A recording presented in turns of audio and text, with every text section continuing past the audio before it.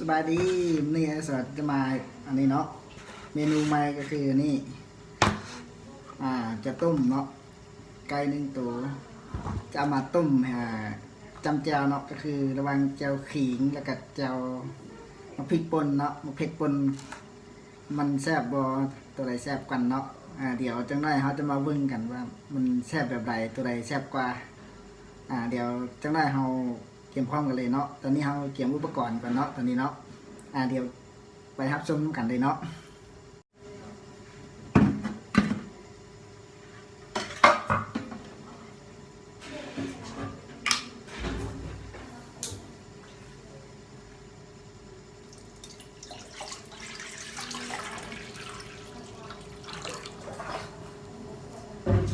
ใส่น้ำ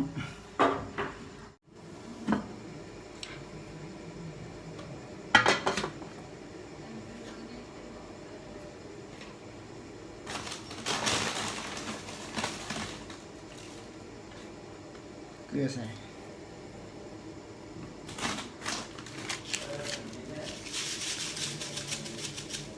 เนื้อใส่ได้1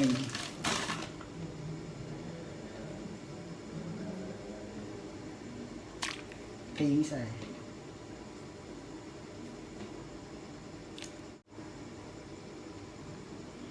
น้ำกะขวดแล้วเนาะไก่ใส่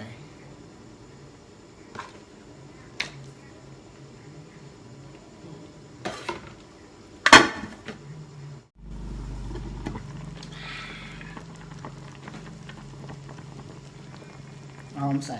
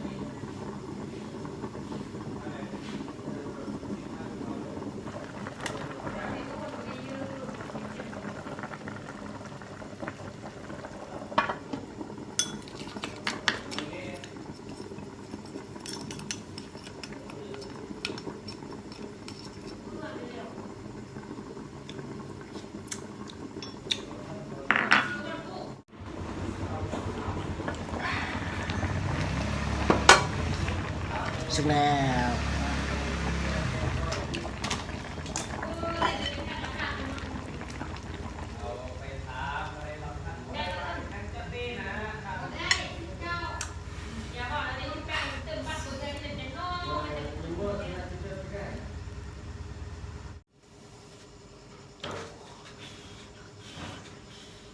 หอม